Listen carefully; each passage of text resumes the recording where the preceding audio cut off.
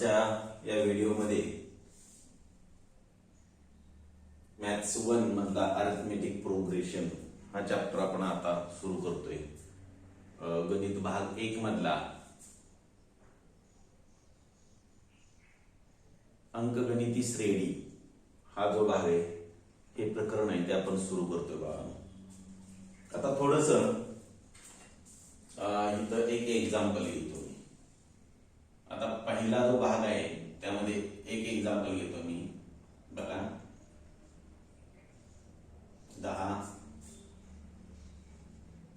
20, 30, 40 हे संख्या घेतलेले. उदाहरण घेऊया दुसरं 1, 3, 5, 7, 9.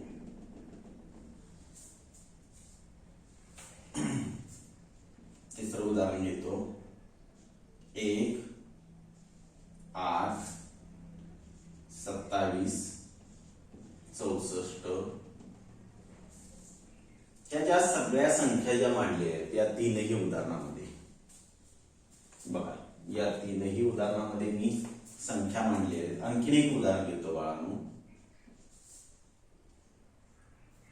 10, 7, 4, 1, -2,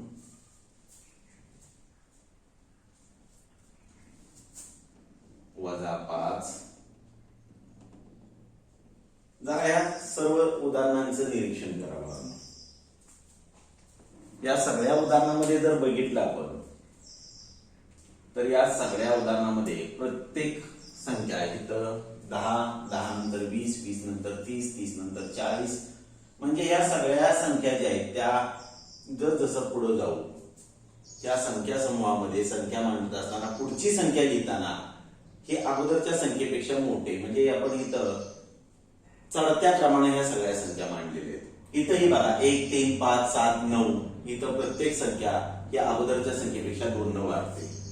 1, 8, 27, 64 ही सुद्धा चढताच क्रम आहे. बरोबर आहे. तिथं बघा 10, 7, 4, 1, -2, -5. म्हणजे हे 10 नंतर 7 लहान आहे, 7 नंतर 4 लहान आहे, 4 नंतर 1 लहान आहे, 1 नंतर -2 लहान आहे. म्हणजे इथं उतरता क्रम आहे. पहिली 3 उदाहरणं ही चढत्या क्रमाचे आहेत, तर दुसरं चौथं उदाहरण जे आहे ते उतरत्या क्रमाचे आहे. आता बाळांनो यामध्ये सर्व ज्या संख्या आहेत त्या सर्व संख्या या विशिष्ट क्रमाने मांडलेल्या आहेत. विशिष्ट क्रमाने मांडलेल्या आहेत. म्हणून या सर्व संख्यांना सिक्वेन्स असं म्हटलं जातं. काय म्हटलं जातं? Sequence.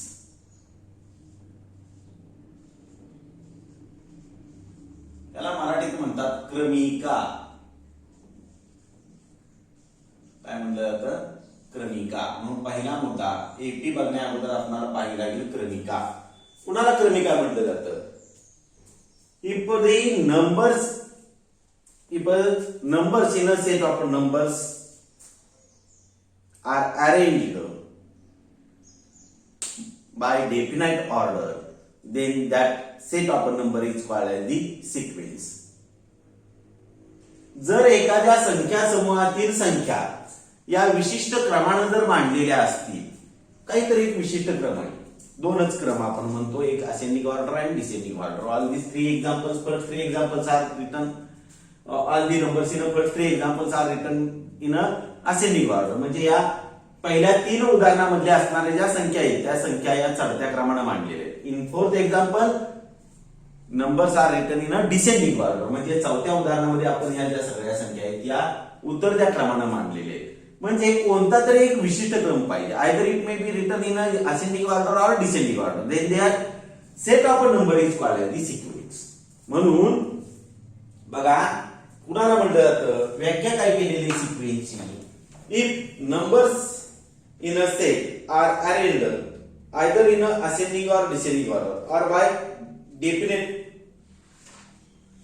Order, then that set of a number is called as the sequence. म्हणून व्याख्या काय बघा, डेफिनेशन याची डेफिनेशन काय करता येईल, व्याख्या. आता ही व्याख्या जी आहे ही तुमच्या पुस्तकात मध्ये सुद्धा आहे बघा. A set of a numbers where the numbers are arranged by in a definite order, then that set of a number is called as the sequence. बघा व्याख्या परत ऐका. A set of a numbers where the numbers are arranged in a definite order, then that set of a number is called as the sequence. म्हणून व्याख्या इथे द्यावी लागेल तुम्हाला. जर दिलेल्या समूहातील संख्या समूहातील किंवा संचातील या संख्या या विशिष्ट क्रमाने जर मांडलेल्या असतील तर त्या संख्या समूहाला क्रमिका असं म्हटलं जातं. काय म्हटलं जातं, क्रमिका असं म्हटलं जातं. नाव दी terms in a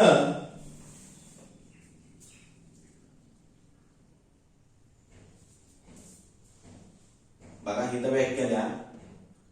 Suppose that here is another example. For example, we write here 2, 4, 6, 8.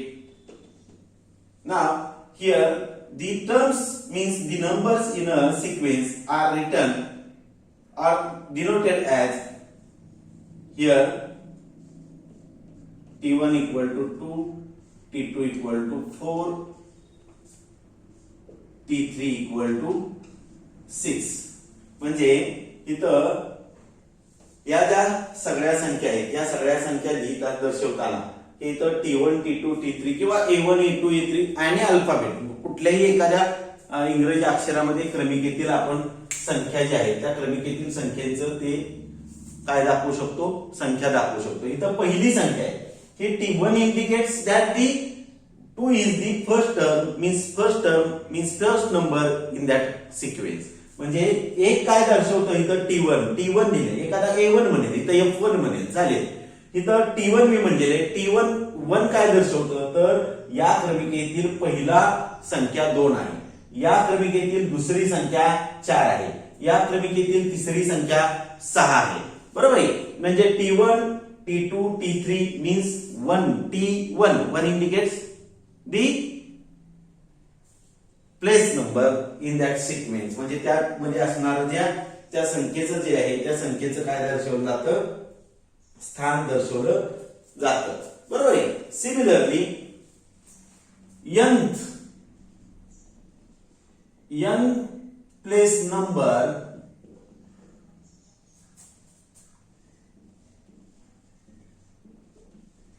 is denoted as Tn. म्हणजे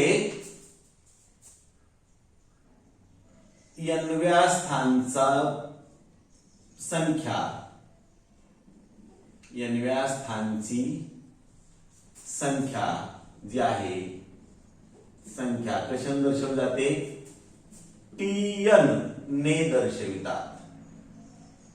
Tn ने दर्शवितात. कशाने दर्शवतात, Tn ने दर्शवतात. आणि जनरल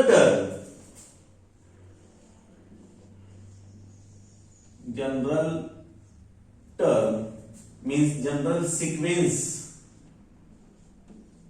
हे दर्शवलं जाताना कशाने दर्शवते, सामान्य क्रमिका जी आहे ती सामान्य क्रमिका दाखवताना किंवा n व पद दर्शवताना सामान्यपणे क्रमिका कशी दर्शवली जाते तर बघा कशी, in curly bracket Tn, curly bracket मध्ये हे Tn काढलं किंवा हे असंही लिहितात. सिक्वेन्स ही या पद्धतीनं दर्शवलं जातं. आता काय करावं लागेल, पहिलं उदाहरण व्याख्या लिहावी लागेल. व्याख्या काय आहे बघा, in a set of a number where numbers are arranged by in a definite order, then that set of a number is called as the sequence. म्हणजे जर संख्या समूहातील संख्या या विशिष्ट क्रमाने मांडलेल्या असतील तर त्या संख्या समूहाला क्रमिका असं म्हटलं जातं. आता क्रमिकेतले टर्म जे आहेत त्या टर्म कशा दर्शवल्या जातात? T1 बरोबर 2 T1. आता इथं T हे अक्षर वापरलं, एखादा A1 म्हणेल, F1 म्हणेल, B1 म्हणेल, काही म्हणू शकेल. इथं एक काय दर्शवतं तर त्या क्रमिकेतील असणाऱ्या त्या पदाचं स्थान, कितव्या क्रमांकाला ते पद आहे. इथं पहिल्या क्रमांकाला 2 आहे म्हणून T1 म्हटलेले, दुसऱ्या क्रमांकाला 4 आहे म्हणून T2 म्हटलेले, बरोबर आहे. मग आता nth प्लेसचं जर असेल म्हणजे nव्या ठिकाणचं तर ते कसं दर्शवलं जातं? TN. आता nth प्लेस आहे, nवं पद आहे, म्हणजे इथं 100वं पद असलं तर T100 लिहिलं पाहिजे, 20वं पद असेल तर T20 लिहिलं पाहिजे, बरोबर आहे. म्हणजे nव्या स्थानची संख्या TN न दर्शवतात. आणि जनरल सिक्वेन्स कसा दर्शवला जातो? In curly bracket. Curly bracket काढलं जातं, त्यामध्ये nth टर्म मांडली जाते म्हणजे TN लिहिलं जातं, किंवा या पद्धतीचं ब्रॅकेट काढून त्यामध्ये TN लिहिलं जातं, बरोबर आहे. आता बाळांनो पुढे एक दिलेलं आहे ऍक्टिव्हिटी, पेज नंबर 55. कुठला आहे? पेज नंबर 55 वर तुम्हाला ऍक्टिव्हिटी दिलेली आहे बघा. हे तुम्ही इथं लिहिली पाहिजे. पेज नंबर 55 ऍक्टिव्हिटी दिलेली आहे. पॅटर्न दिलेला आहे तुम्हाला. काय दिलेलं आहे? पॅटर्न दिलेला आहे. म्हणजे पान नंबर किती आहे? पान नंबर 55. आणि या 55 पानावरची एक कृती दिलेली आहे, ती पॅटर्न दिलेली आहे बघा. आहे पुस्तक तुमच्या समोर आहे का? आहे. बघा काय दिलेलं आहे? पॅटर्न दिलेलं आहे, सर्कल काढलेले आहे. पहिल्या कॉलम मध्ये जर बघितलं, कॉलम केले, पहिल्या कॉलम मध्ये एक सर्कल आहे, दुसऱ्या कॉलम मध्ये किती सर्कल आहेत? 3 आहे, तिसऱ्यामध्ये 5 आहे, चौथ्यामध्ये 7 आहे. मग मला सांगाल का 5व्यामध्ये किती असतील? बघा भाऊ कितीनं वाढ झालेली आहे. पहिलं सर्कल आहे, इथं 1 म्हणलेलं आहे, परत किती दिलेले तर अशी सर्कल दिलेले तुम्हाला. हे किती सर्कल आहेत? 3 आहेत. परत किती सर्कल आहेत? 5 आहेत. परत बघा बघू,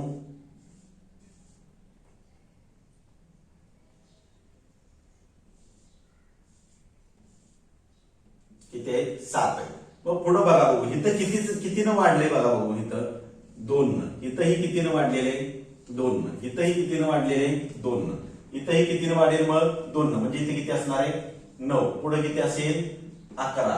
बरोबर आहे. 2 2 ची वाढ करत गेलं तर पुढं 11. म्हणजे संख्या काय येणार आहेत? 1 3 5 7 9 11, बरोबर आहे. 13, परत 15 आणि परत 17, बरोबर आहे. आता पुढचं पेज नंबर 56 वर दिलेले, 56 पानावर दिलेले बघा.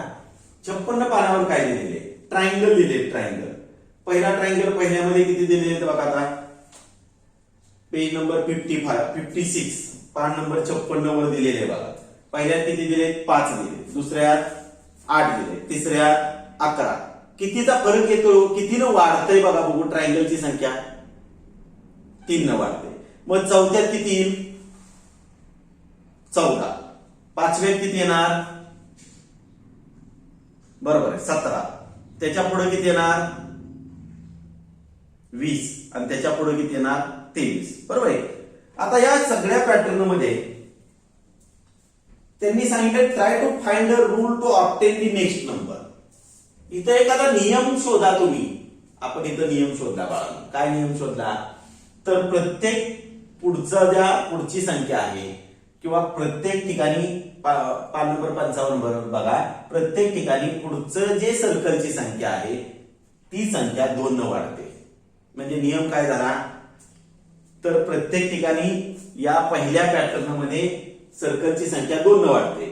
आणि दुसऱ्या पॅटर्न मध्ये जर बघितलं तर प्रत्येक ठिकाणी ट्रायंगलची संख्या ही कितीनं वाढते? त्रिकोणांची संख्या कितीनं वाढते?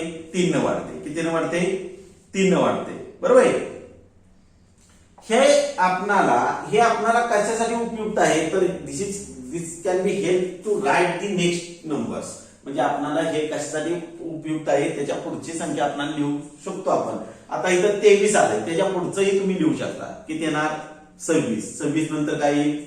29. 29 नंतर काय? 32. म्हणजे हा जो आहे हा रूल जो काय करतो, तो रूल आपणाला पुढच्या त्या सिक्वेन्स मधल्या असणाऱ्या टर्म्स म्हणजे असणाऱ्या संख्या आपणाला लिहायला काय होतं, मदत करते.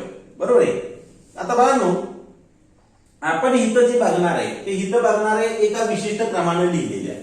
आता प्रश्न असा आहे की सर एखादी सिक्वेन्स जर अशी दिली, बघा एखाद्या संख्येचा समूह असा दिला, काय 1 दिला, -11 दिला, 5 दिला, -13 दिला, 8 दिला, हे सिक्वेन्स आहे का? तर हा सिक्वेन्स आहे बघा. यामध्ये कोणता तरी एखाद्या, बरोबर आहे, या संख्या समूहामध्ये सुद्धा एक प्रकारचा, ही सुद्धा एक क्रमिक आहे.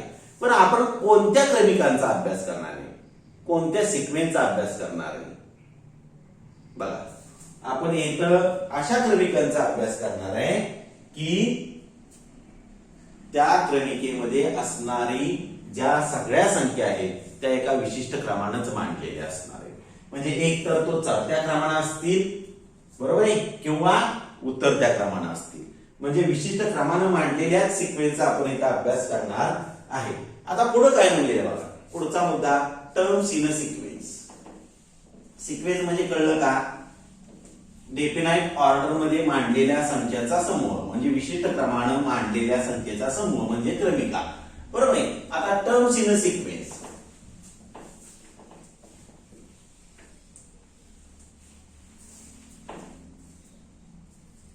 बघा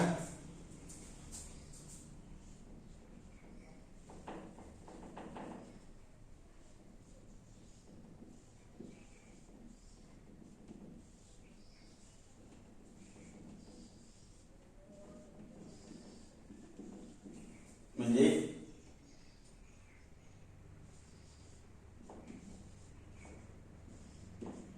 क्रमिकेतील पदे, त्या क्रमिकेतील पद कशी लिहिली जातात. बरोबर आहे. बघा आता मी एक सिक्वेन्स घेतो इथं 1 6 11 16 या पद्धतीने. Now the terms in the sequence are denoted by T1. First term is denoted by T1. T1 equal to 1, T2 equal to 6, T3 equal to 11, T4 equal to 16. Here 1, 2, 3, 4. This indicates the number of means the place number of that number in a sequence. म्हणजे 1 2 3 4 हे जे संख्या आहेत, 1 2 3 4 त्या ज्या संख्या आहेत त्या संख्या काय दर्शवतात? T1 म्हणजे हे 1 जे आहे हे काय दर्शवतं, तर 1 या संख्येचा या क्रमिकेमध्ये पहिला नंबर आहे. T2 म्हणजे हे 2 काय दर्शवतं, तर 6 हे त्याच्यानंतर येणारं दुसरं पद आहे, दुसरी संख्या आहे. 3 काय दर्शवतं, तर 11 ही संख्या 6 नंतर येणारी आहे, म्हणजे तिसरी संख्या आहे. बरोबर आहे. या पद्धतीने तुम्हाला त्या संख्या दर्शवल्या जातात. बरोबर आहे. आणि जनरल सिक्वेन्स जी आहे ती जनरली सिक्वेन्स कशी मांडली जाते मागा सांगितलंय तुम्हाला, TN न दर्शवलं जातं. बरोबर आहे. आता बघा काही सिक्वेन्सेस ऍक्टिव्हिटी दिलेले, पेज नंबर तुम्हाला 56 वर, पेज नंबर 56 56 वरची जी ऍक्टिव्हिटी आहे ती ऍक्टिव्हिटी पहिली दिलेली आहे, ऍक्टिव्हिटी नंबर 1 म्हणजे पान नंबर 56 आहे. पान नंबर किती? 56. आणि या 56 पानावरची जी कृती आहे ती कृती पहिली दिलेली आहे बघा.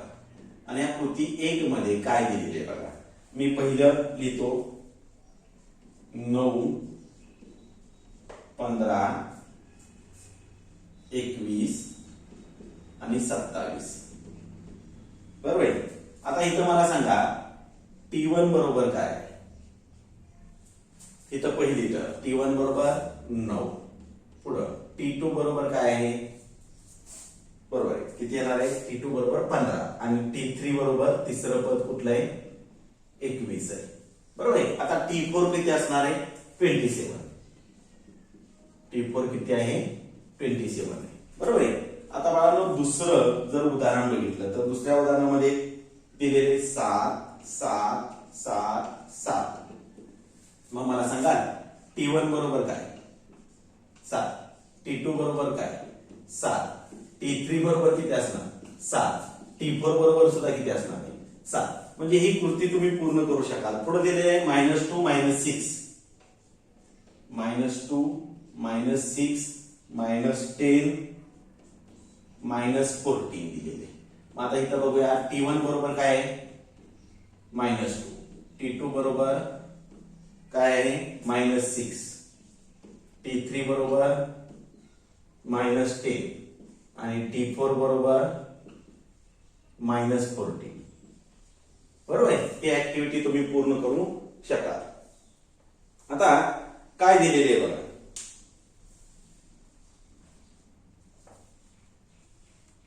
ही कृती तुम्ही पूर्ण करू शकाल. आता ऍक्टिव्हिटी नंबर 2 दिलेले, पेज नंबर 56 वरच ऍक्टिव्हिटी नंबर 2 दिलेले आणि त्याचं सोल्युशन आहे. त्यातले जी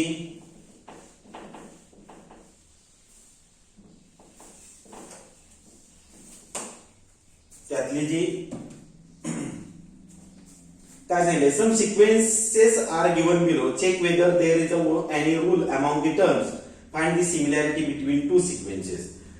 खाली काही क्रमिका दिलेल्या आहेत. त्या क्रमिकेच्या आधारे तुम्हाला एक गोष्ट काय करायची, त्या असणाऱ्या क्रमिकेमध्ये कोणता तरी एखादा विशिष्ट नियम आहे का, तर त्या दोन पदामधला असणारा जो साम्यता जे आहे किंवा सहसंबंध जो आहे तो सहसंबंध तुम्हाला शोधून काढायचा आहे. बरोबर आहे. ऍक्टिव्हिटी ही काय आहे 2. ऍक्टिव्हिटी 2 दिलेली, कृती क्रमांक 2 दिलेली. आता ह्या दुसऱ्या कृतीमध्ये पहिलं उदाहरण काय दिले बघा, 1 4 7 10 30. बघा ना, आता इथं पहिलं ह्याचं कृती सोडवून दिलेले बघा. इथं पहिलं 1 4 7 10 आणि 13. बरोबर आहे. आता काय केलेलं आहे बघा, इथं कसा तयार झालेला आहे, इथं ह्या 1 मध्ये 3 मिळवलेले, 3 काय केलेलं आहे तुम्ही मिळवलेलं आहे. त्यांनी असं केले +3 केलंय, म्हणजे तुम्हाला किती मिळाला, इथं 4 मिळाला. बरोबर आहे. परत ह्या 4 मध्ये काय केलंय +3 केलेले, म्हणजे किती आला 7 आला. त्या 7 मध्ये काय केलेले, बरोबर आहे +3 केलेले, म्हणजे काय आलं 10 आलं. आणि या 10 मध्ये +3 केलेलं आहे, बरोबर आहे, म्हणजे काय आलं 13 आलं. बरोबर आहे. हे पहिलं उदाहरण असं दाखवलेलं आहे. आता 13 आल्यानंतर त्याच्या पुढचं पद द्यायला सांगितलं. इथं काय लिहिले बघा, म्हणजे इथं 13 आहे, त्यामध्ये 3 मिळवला. बरोबर आहे. इथं चौकट केलेली तुम्ही अशी, आणि पुढं काय येणार आहे तुमचं, बरोबर आहे, किती येणार 16 येणार. आता पुन्हा या 16 मध्ये परत +3 केला. बरोबर आहे, म्हणजे काय आलं, बरोबर आहे, काय आलं 19 आलं. बरोबर आहे. अशा पद्धतीने तुम्ही ही ऍक्टिव्हिटी पूर्ण करू शकता. बरोबर आहे. आता दुसरी पण दिलेली, दुसरं दिलेले. आता दुसऱ्यामध्ये काय दिले, 6 12 18 24 दिलेले तुम्हाला. बरोबर आहे. म्हणजे इथं काय आहे, इथं 6 12 18 24, म्हणजे ह्या 6 मध्ये तुम्हाला 6 मिळवलं तर काय येणार आहे 12 येईल. पुढं त्या 12 मध्ये 6 मिळवलं म्हणजे किती आलं 18 आलं. बरोबर आहे. त्या 18 मध्ये 6 मिळवलं काय आलं 24 आलं. परत त्या 24 मध्ये 6 मिळवलं म्हणजे काय आलं 30 आलं. परत या 30 मध्ये 6 मिळवलं म्हणजेच काय आलं 36 आलं. आलं का लक्षात? तुम्ही ह्या पद्धतीनं ही कृती दुसरी कृती पूर्ण करू शकाल. तिसऱ्या कृतीमध्ये बघा सगळ्या संख्या ज्या आहेत त्या तिसऱ्या उदाहरणामध्ये कृतीतल्या तिसऱ्या उदाहरणामध्ये 3 3 3 दिलेले. काय मिळवलंय हो? बरोबर आहे. काय मिळवलंय? शून्य मिळवलंय. काय मिळवलेलं असणार आहे? शून्य मिळवलेलं असणार आहे. म्हणजे प्रत्येक ठिकाणी शून्य मिळवलंय. 3 अधिक 0 3 3 अधिक 0 3 3 अधिक 0 3 म्हणजे तुम्ही ती पूर्ण करा. आता मात्र चौथ्यामध्ये बघा 4 16 64 दिलेले. 4 ला 4 न गुणलं तर 16 आलं. 16 ला पुन्हा 4 न गुणलं तर 64 आलं. 64 ला 4 न गुणलं तर 256 आलं. 256 ला 4 न गुणलं तर किती येईल? 1024 येईल. बरोबर. 1024 ला परत 4 न गुणलं किती येईल? 1024 ला 4 न गुणून बरोबर 4056 येईल. 4096 येईल. बरोबर. म्हणजे अशा रीतीनं तुम्ही ती चौथी कृती पूर्ण करा. बरोबर. म्हणजे इथं चौथं उदाहरण लिहितो मी बाळांनो.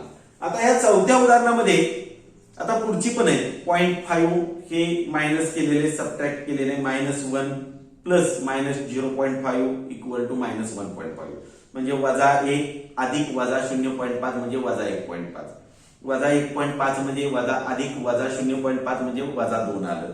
-2 मध्ये अधिक -0.5 म्हणजे -2.5 आलं. आणि -2.5 अधिक -0.5 म्हणजे -3 येईल. बरोबर आहे. आता जर बारकाईने विचार केला तर पहिलं म्हणजे यामध्ये दिलेलं आहे बघा पहिलं दुसरं तिसरं आणि पाचवं ही जे आहे ह्या 4 उदाहरणामध्ये कुठल्या कुठल्या उदाहरणामध्ये example number 1 2 3 and 5 next term is obtained by adding a particular number in a previous number.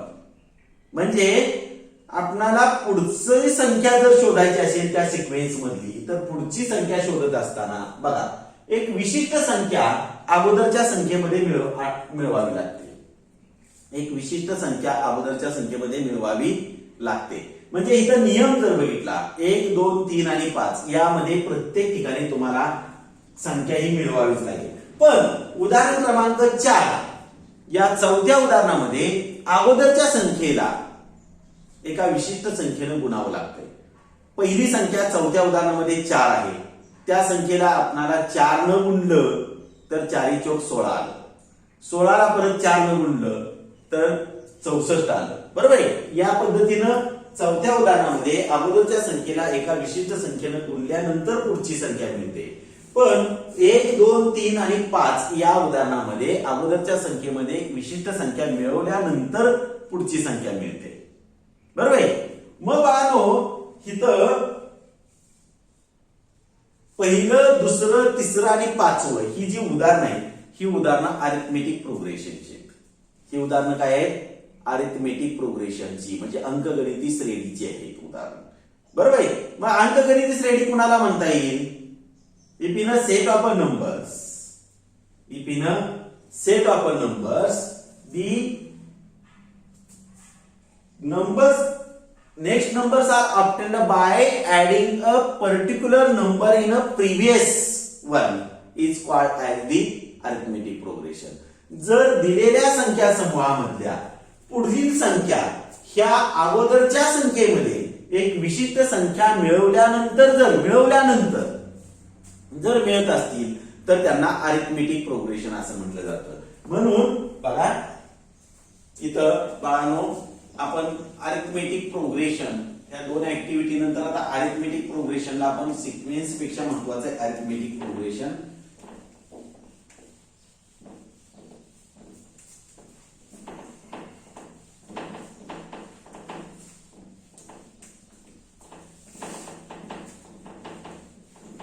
बघा अरिथमेटिक प्रोग्रेशन कुणाला म्हटलेलं आहे?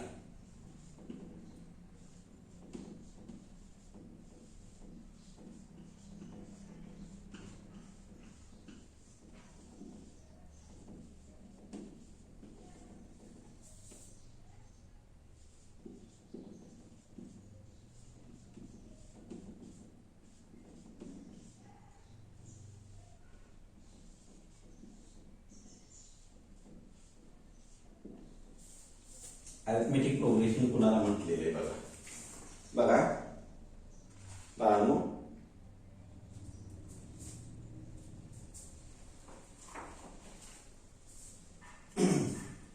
उदाहरण घेतो इथं आणि मग व्याख्या घेऊया. इथं फॉर एक्झाम्पल 2, 8, 14, 20. बघा इथं 2 आहे. 2 मध्ये काय मिळवल्यानंतर 6 मिळवलं तेव्हा काय आलं, 8 आलं. 8 मध्ये परत काय मिळवलं, 6 मिळवलं तेव्हा काय आलं, बाळांनो, हा बरोबर आहे 14. 14 मध्ये काय मिळवलं, 6 मिळवलं तेव्हा काय आलं, 20 आलं. बरोबर आहे. हे एक उदाहरण आहे. दुसरं उदाहरण जे आहे, दुसऱ्या उदाहरणामध्ये बघा 12, 8, 4, 0 आणि -4. बघा आता हा चढता क्रम होता, वाढत वाढत संख्या गेलेली आहे. बरोबर आहे. असेंडिंग ऑर्डर आहे, डिसेंडिंग ऑर्डर आहे, ही उतरता क्रम आहे. आपण 8 पासून सुरुवात करूया म्हणजे संख्या जरा कमी होतील. बघा इथं 8 आहे. त्या 8 मध्ये मी मिळवलं, काय मिळवलं बाळांनो, तर -4 मिळवलं तेव्हा मला 4 आलं. तुम्ही कळतंय का बघा, लक्षात येते का बघा. हे अधिक वजाचं वजा होईल पण -4 मिळवलं. बरोबर आहे. अधिक वजाचं -4 होईल. 8 - 4 बरोबर 4. परत ह्या 4 मध्ये मी काय मिळवलं, -4 मिळवलं तेव्हा माझ्याकडे काय आलं, बरोबर आहे 0 आलं. पुन्हा त्या शून्यामध्ये मी काय मिळवलं, -4 मिळवलं. बरोबर आहे. तेव्हा काय आलं, -4 आलं. कळलं. म्हणजे कुणाला म्हटलं जातं, here if in a sequence every term is obtained by adding a particular number in a previous term, then that sequence is called as an AP.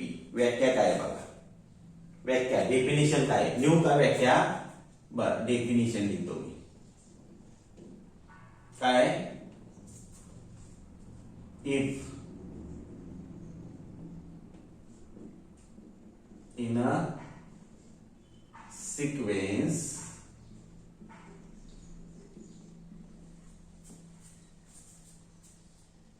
every term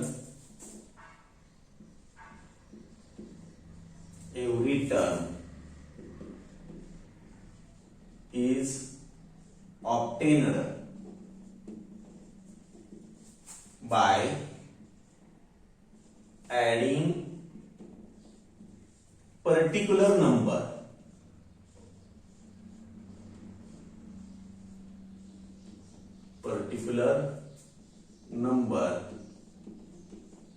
in previous term,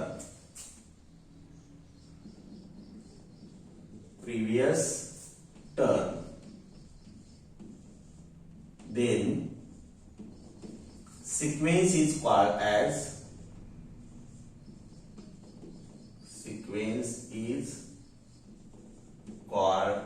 as an arithmetic progression.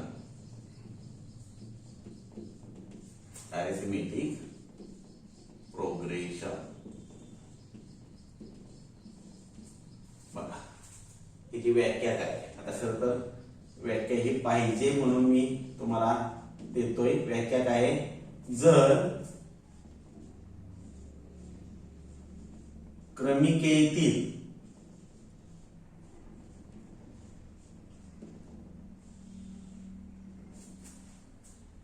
प्रत्येक पद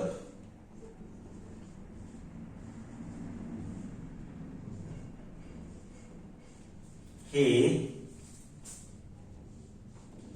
अगोदरच्या पदात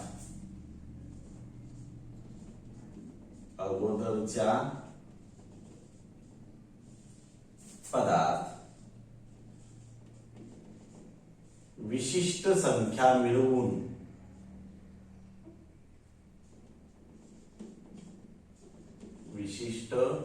संख्या मिळवून विशिष्ट संख्या मिळवून येत असेल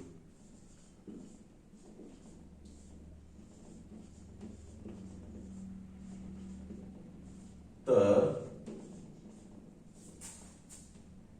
तिला म्हणजे कुणाला क्रमिकेला काय म्हणतात अंकगणिती श्रेणी असे म्हणतात अंकगणिती श्रेणी असे म्हणतात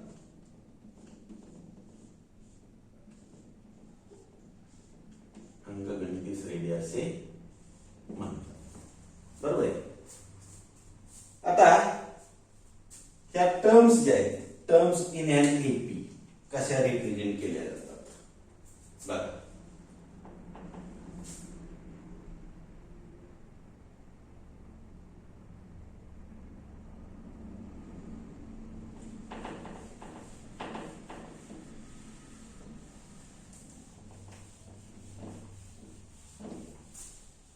ही व्याख्या आहे त्याची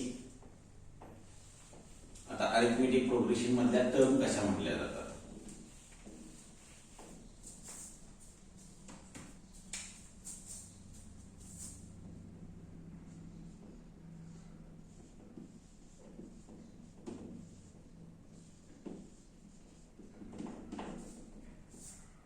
अंकगणिती श्रेणीतील पदे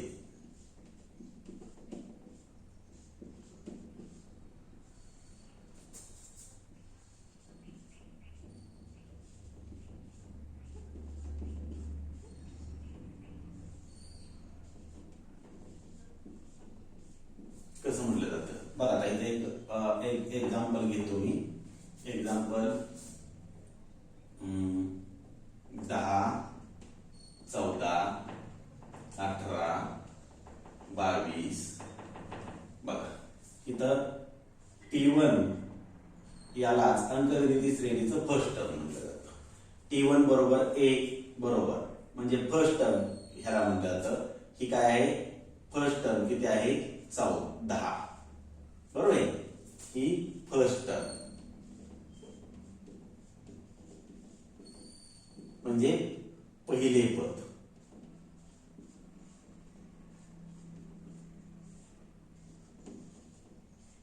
इथं T2 बरोबर किती आहे 14 आता पहिले पद हे दोन्ही अक्षरांना दर्शवतात एक तर T1 न किंवा A न दर्शवतात बघा 14 ह्याला काय म्हटलं जाईल बरोबर आहे सेकंड टर्म म्हणजे दुसरे पद याप्रमाणे T3 18 आहे म्हणजे याला काय म्हटलं जाईल थर्ड टर्म म्हणजे तिसरे पद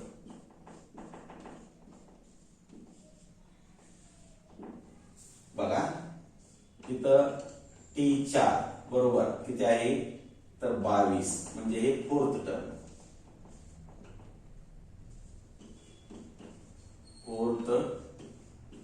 म्हणजे कुठलं पद आहे चौथे पद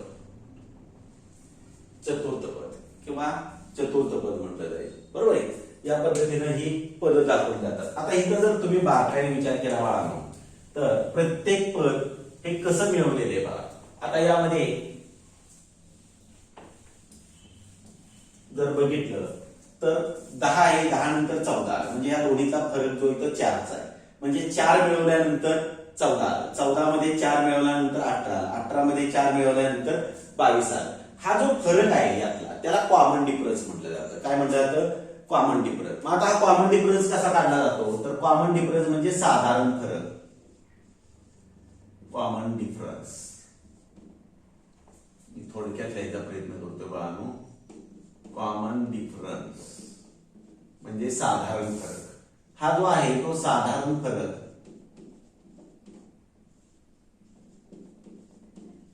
साधारण फरक कसा दर्शवला जातो तर हा डी न दर्शवला जातो. डिफरन्स डी न दर्शवला जातो साधारण फरक. मग आता हा कसा काढला जातो तर कॉमन डिफरन्स डी बरोबर हे पुढच्या पदातून म्हणजे T2 तून T1 वजा केल्यानंतर 14 तून 10 वजा केल्यानंतर म्हणजे T2 मायनस T1 म्हणजे 14 वजा 10 बरोबर आहे. साधारण फरक काय आहे 4. कुणातला common difference between two consecutive terms क्रमागत असणाऱ्या दोन पदांमधला साधारण फरक आहे. क्रमवार असणाऱ्या दोन पदांमधला फरक साधारण फरक. इथं डी बरोबर T3 minus T2 T2 minus T3 नाही T3 मायनस T2 बरोबर आहे. T3 किती आहे 18 18 वजा 14 बरोबर किती आहे 4 आहे. डी बरोबर T4 मायनस काय येईल इथं T3 बरोबर आहे म्हणजे 22 वजा 18 बरोबर किती आला 4 का.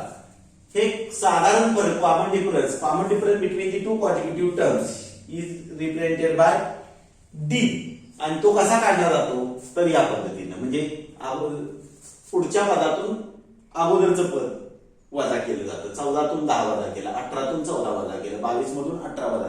या पद्धतीने हा कॉमन डिफरन्स फाइंड आउट केला जातो. आता बघा ना हा कॉमन डिफरन्स फाइंड आउट केला. Can we represent the terms if the first term and the common difference of that AP is given then can we represent the terms in that AP. जर आपणाला एखाद्या अंकगणिती श्रेणीचं पहिलं पद आणि साधारण फरक जर दिला असेल तर आपण त्या आधारे त्यामध्ये असणारे पद आपण लिहू शकतो बाळा. इथं कसं आलेले डी बरोबर T2 मायनस T1 बरोबर आहे. मग मला आता इथं कॉमन डिफरन्स जो आहे तो कॉमन डिफरन्स काय आहे बघा. Common difference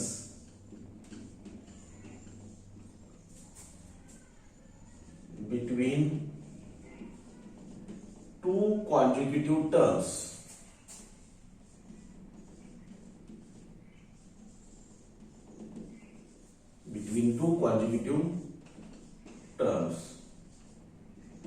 is a constant स्थिर येते is a constant. So given sequence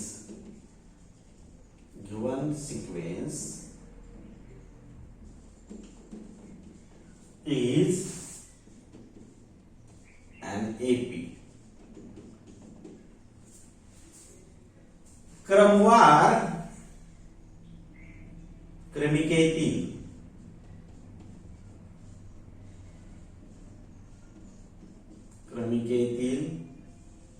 क्रमवार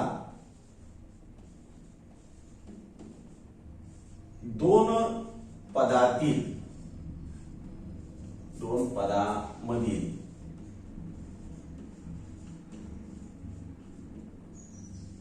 साधारण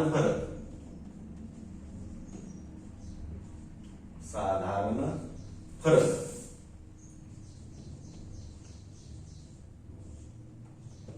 कसा येतो स्थिर येतो.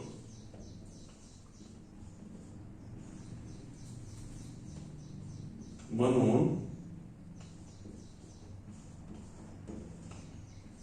क्रमिका काय आहे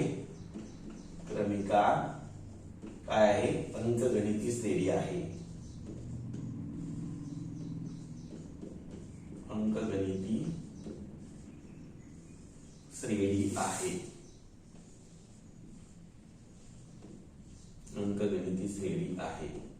म्हणून अंकगणिती श्रेणीची दुसरी एक व्याख्या केलेली आहे बघा. If the common difference between two consecutive terms of a sequence remains constant then the sequence is called as the AP. अंकगणिती श्रेणीची दुसरी एक व्याख्या केली. जर क्रमिकेतील क्रमवार दोन पदांमधील साधारण फरक स्थिर येत असेल तर त्या क्रमिकेला अंकगणिती श्रेणी असं संबोधलं जातं म्हणतात. काय म्हणतात अंकगणिती श्रेणी असं म्हणतात. आता आपल्याला असं आहे की जर त्या क्रमिकेचं पहिलं पद आणि साधारण फरक जर दिला असेल तर आपल्याला पुढची पद मांडता येतात का पुढची पद मांडता येतात का, तर याचं उत्तर यस असं आहे बघा.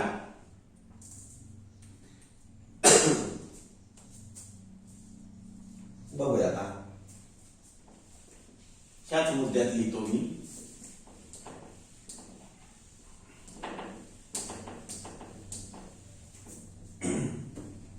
याच मुद्द्यात लिहितो बघा. काय उदाहरण म्हणता येईल. If T1 equal to A काय असेल फर्स्ट टर्म.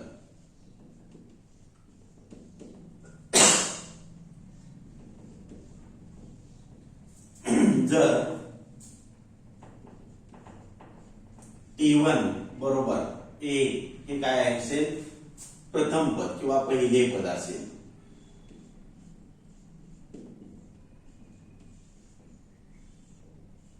आणि D हा काय असेल कॉमन डिफरन्स. कॉमन डिफरन्स म्हणजे काय, डी हा साधारण फरक असेल.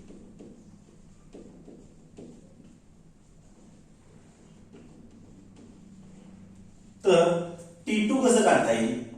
T2 बरोबर आपल्याला माहितीये की क्रमिकेत आपल्याला अंकगणिती श्रेणी तयार करत असताना अगोदरच्या पदामध्ये साधारण फरक हा मिळवावा लागेल. म्हणजे T2 बरोबर A अधिक D. T2 बरोबर काय A अधिक D. T3 बरोबर काय ना A T2 T3 मध्ये म्हणजे T2 मध्ये मला त्या T2 मध्ये D मिळवावं लागेल. खरं तर इथं T1 अधिक D आणि T1 म्हणजेच A आहे. A अधिक D हे पहिलं पद आलं तुमचं. आता T3 काढायचं T2 मध्ये D मिळवावं लागेल. पण T2 म्हणजे काय तर A अधिक D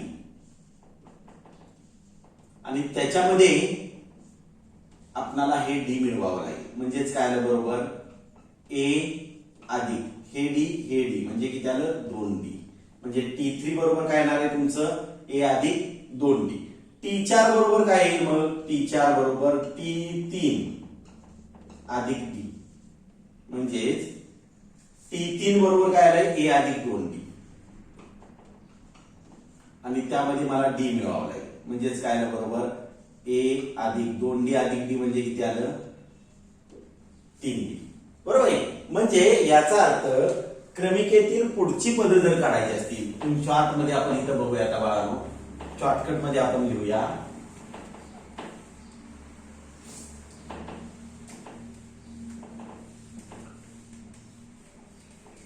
बघा शॉर्टकट मध्ये काय लिहूया. म्हणून काय येणार बघा T1 बरोबर A, T2 बरोबर काय आलं T2 बरोबर काय आलं आपलं A अधिक D, T3 बरोबर काय आलं A अधिक 2D, T4 बरोबर काय येणार आहे तर A अधिक 3D. हे आपण AP या पद्धतीनं मांडू शकतो. बरोबर आहे. म्हणजे AP काय होईल तुमची तर जशी T1 T2 T3 T4 तुम्ही असं मांडता त्याच पद्धतीनं पहिलं पद A, दुसरं काय येणार आहे A अधिक D, तिसरं काय येणार आहे A अधिक 2D, चौथं काय येईल A अधिक 3D. या पद्धतीने तुम्ही ही AP मांडू शकता. काय मांडू शकता AP मांडू शकता. बरोबर आहे. बाळांनो आता ह्या गोष्टीचा वापर करून काय करायचंय आपल्याला प्रॅक्टिस 3.1 जो आहे तो 3.1 इथं बघायचा आहे. पण इथं तुम्हाला पेज नंबर 59 वर तुम्हाला एक दिलेलं आहे लेट्स रिमेंबर. लेट्स रिमेंबर दिलेले बघा. लेट्स रिमेंबर काय झालेले आहे जरा बाळांनो जरा आठवूया आणि हे महत्वाचं आहे ना. लेट्स रिमेंबर हा भाग इथं तुम्ही लिहिला पाहिजे. काय बघितलं बघा काय म्हणले in a sequence if difference tn plus 1 minus tn is constant then the sequence is called as an arithmetic progression. मी आताच व्याख्या सांगितलेली. काय व्याख्या म्हणलेली if in a sequence the common difference between two consecutive terms remains constant then the sequence is an AP. जर क्रमिकेतील क्रमवार दोन पदांमधला साधारण फरक स्थिर येत असेल तर त्या क्रमिकेला अंकगणिती श्रेणी असं म्हणतात. दुसरा काय सांगितलेलं आहे, in an AP the difference between two consecutive terms is a constant and is denoted by D. दो क्रमिकेतील किंवा अंकगणिती श्रेणीतील क्रमवार दोन पदामधला जो साधारण फरक आहे तो स्थिर येतो आणि तो नेहमी कशाने दर्शवतात तर डी न दर्शवतात. कशाने दर्शवतात? डी न. कॉमन डिफरन्स कशाने दर्शवतात? डी न दर्शवतात. पुढे काय म्हटलेलं आहे बघा, difference D can be positive, negative और झिरो. म्हणजे साधारण फरक जो आहे तो साधारण फरक अधिक सुद्धा असेल, धन संख्या असू शकेल, ऋण संख्या असू शकेल किंवा शून्यही असू शकेल. बरोबर आहे. आणि पुढे काय सांगितलेलं आहे, in an AP if the first term is a and common difference is a d, then the terms in an AP are written as a plus d, a plus 2d and a plus 3d. जर अंकगणिती श्रेणीतलं पहिलं पद a असेल आणि साधारण फरक जर d असेल तर त्या अंकगणिती श्रेणीतील पदे कशी असतात? a अधिक d, a अधिक 2d, a अधिक 3d, a अधिक 4d, a अधिक 5d या पद्धतीनं मांडता येतात. आता आपण याच्यात सगळ्याचा वापर करून आपण प्रॅक्टिस सेट 3.1 जो आहे तो प्रॅक्टिस सेट 3.1 आपण पाहणार आहोत. म्हणजे इथं मी घेतोय आता प्रॅक्टिस सेट 3.1. आता तास थोडासा मोठा होईल बाळांनो, पण असो, कारण का त्याशिवाय बरोबर संपणार नाही. मी मध्ये एक दिवस त्यासाठी गॅप देतोय तुम्हाला बाळांनो.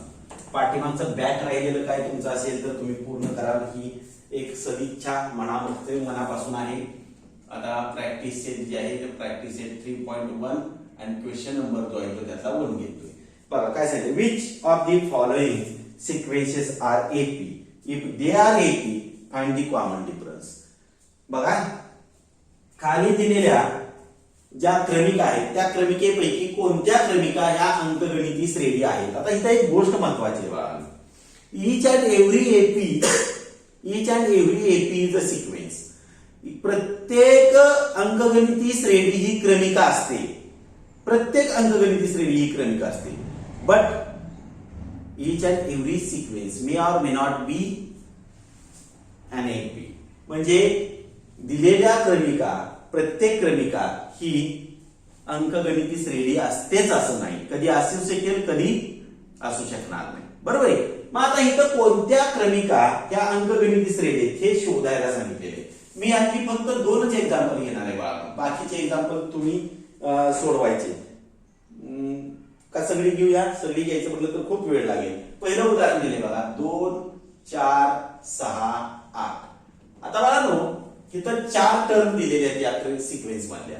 मग इथं म्हणूया T1 बरोबर 2, T4 बरोबर T2 बरोबर 4, T2 बरोबर 4, T3 बरोबर किती दिलेले 6 आणि T4 बरोबर जे दिलेले ते 8 दिलेले. बरोबर आहे. मग आता इथं कॉमन डिफरन्स कुणाला क्रमिका म्हणायचं, कुणाला अंकगणिती श्रेणी म्हणायचं.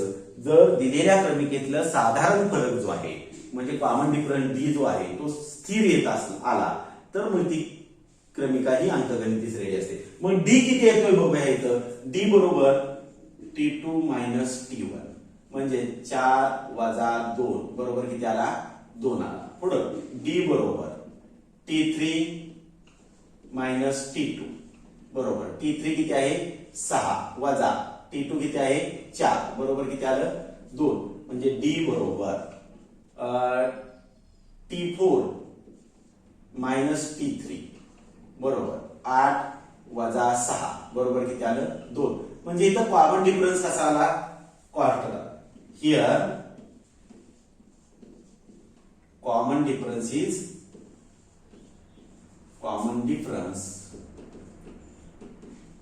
is constant. So given sequence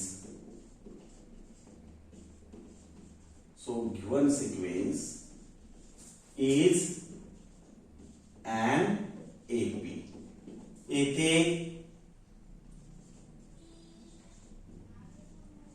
साधारण फरक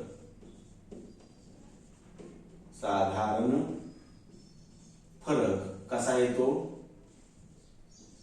स्थिर येतो, स्थिर येतो. म्हणून दिलेली क्रमिका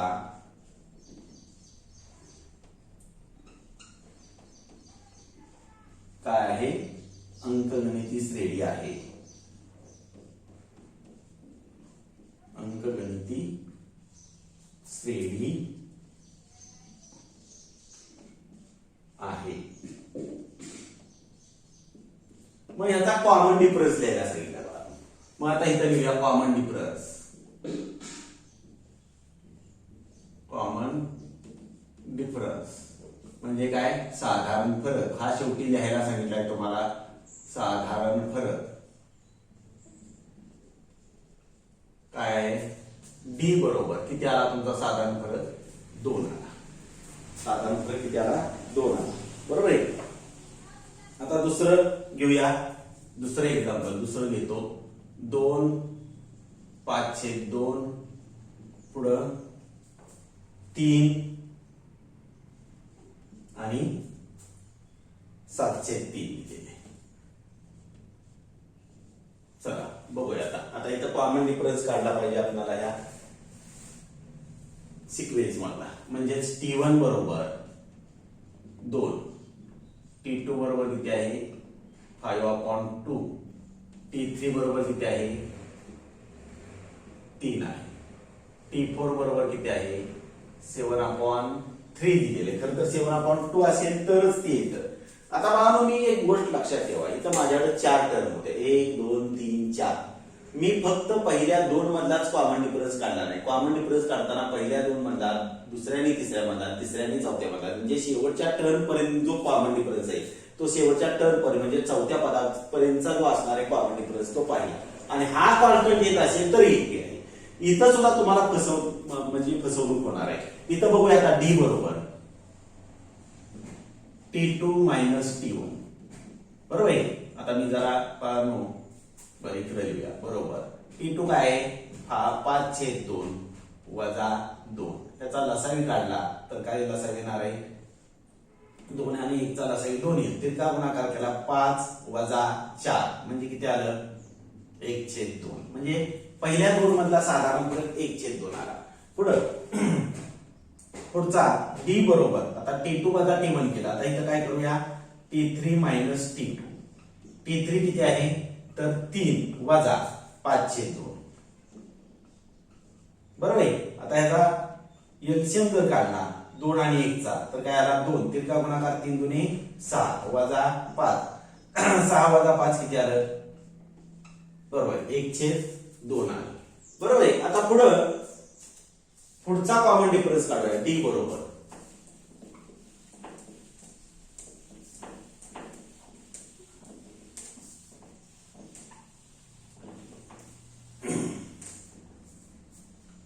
बरोबर काय म्हणता येईल? तर T4 - T3 बरोबर आहे. म्हणजे T4 काय आहे? तर 7/3 आहे -3 बरोबर आहे.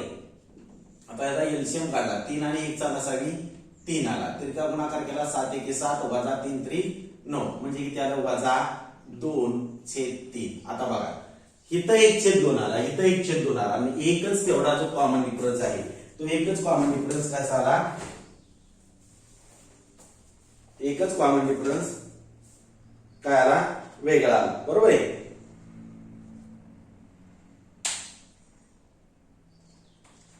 तो कॉमन डिफरन्स वेगळा आला. त्याच्यामुळे काय झालं? तर त्याच्यामुळं हे दिलेला जो सिक्वेन्स आहे तो दिलेला सिक्वेन्स ही क्रमिका नाही. पण बघा एक गोष्ट इथं प्रिंटिंग मिस्टेक आहे जरा थोडीशी मला वाटतं. कारण का मागं एपी दिलेलं आहे इथं 7/3 च्या ऐवजी इथं 7/2 आहे. 7/2 आता येईल बघा. त्याचा लसावी येईल 2 आणि तिरका गुणाकार केला 7 × 1 = 7 3 दुने 6. कारण का मी ते उदाहरण पाठीमागं माझं थोडस सुरुवातीचं पुस्तक आहे त्यामुळे त्यात दुरुस्त्या नाहीत बघा. त्यामुळे ते मी 3 घेतलं होतं. 7 - 6 म्हणजे इथे किती आलं? 1/2 बरोबर आहे. म्हणजे इथंही म्हणता येईल. आता मी वाक्य पुसलं बघा. पुन्हा ते वाक्य लिहावं लागेल मला. हिअर कॉमन डिफरन्स कसा आहे, इज कॉन्स्टंट. सो given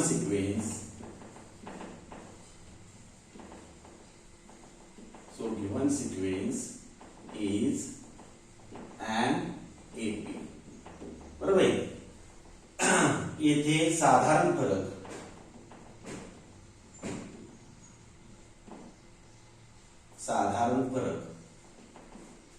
कसा येतो, स्थिर येतो. म्हणून दिलेली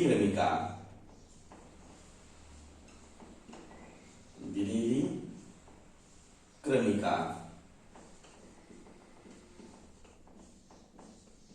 काय आहे, अंकगणिती श्रेणी आहे.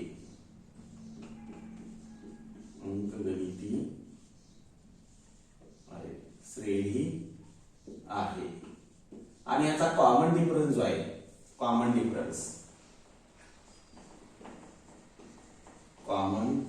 डिफरन्स म्हणजे साधारण फरक, तो लिहायला सांगितलाय.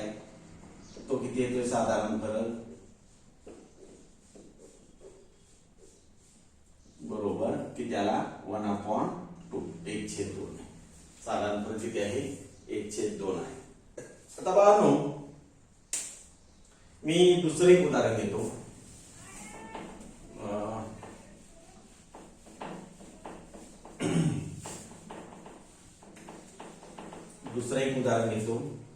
कुठलं उदाहरण बघा. चला ऋणच घेऊया, बरं घेऊया. -10, -6, -2 आणि 2. चला ठीक आहे. T1 बरोबर -10, T2 बरोबर -6, पुढं T3 बरोबर -2 आणि T4 बरोबर 2. बरोबर आहे. म्हणून काय म्हणताय, D बरोबर T2 मायनस T1 म्हणजे T2 किती आहे, तर -6 अधिक कंसात -10. आता अधिक वजा कंसात -10, वजाचं काय होईल, अधिक होईल. म्हणजे -6 अधिक 10, दोघांची चिन्ह भिन्न आहेत म्हणजे वजाबाकी करावी लागेल. 10तून 6 गेले, 4 राहिले. म्हणजे पहिल्या 2 मधला साधारण फरक जो आहे तो साधारण फरक 4. आता पुढं दुसरा घेऊया. D बरोबर T3 वजा T2. T3 किती आहे बघा, -2 आणि वजा कंसात -6. बरोबर आहे. म्हणजे -2 वजाचं अधिक झालं, अधिक 6. -2 अधिक 6 म्हणजे काय आलं, 4. बरोबर आहे. पुढं D बरोबर T4 मायनस T3 बरोबर काय, T4 किती आहे, 2 वजा कंसात -2.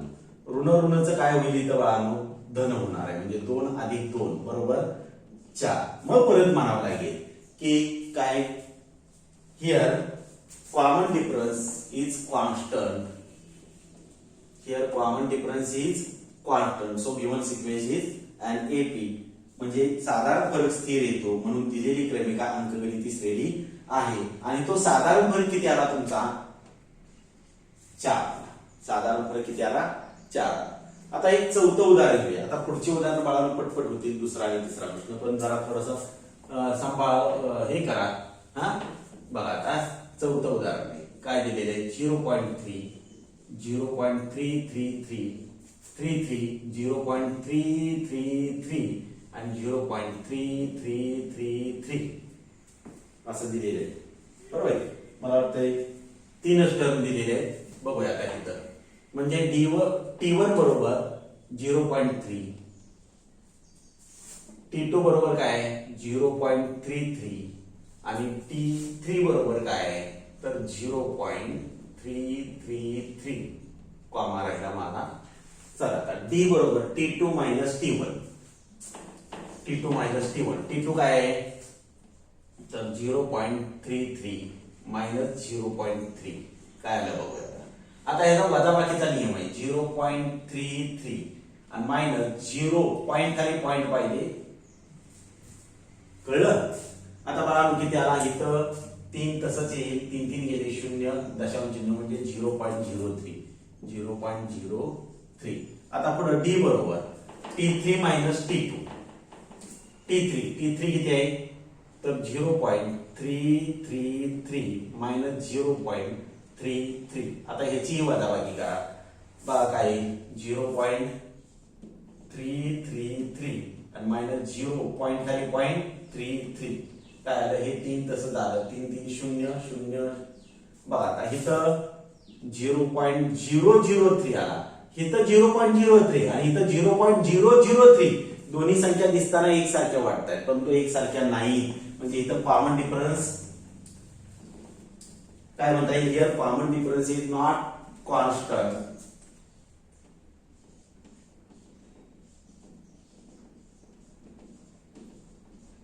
बरोबर आहे. So given sequence is not an AP. म्हणजे बघा इथं साधारण फरक स्थिर येत नाही म्हणून दिलेली क्रमिका अंकगणिती श्रेणी नाही. मग आता जर अंकगणिती श्रेणी जर नसेल तर तिचा साधारण फरक लिहायची गरज आहे का? नाही. बरोबर आहे. अशा रीतीने तुम्ही पहिला प्रश्न सोडवू शकता. बरोबर आहे. हा पहिला प्रश्न जो आहे तो पहिला प्रश्न तुम्ही सोडवू शकता. बरोबर आहे. तर मला वाटतंय आजच्यासाठी हे एवढं पुरेसे बाळांनो. पुढचा दुसरा आणि तिसरा प्रश्न आहे तो आपण पुढच्या व्हिडिओमध्ये पाहूया. पहिला प्रश्न पूर्ण सोडवा तुम्ही. आजच्यासाठी धन्यवाद. Good day. थांबूया.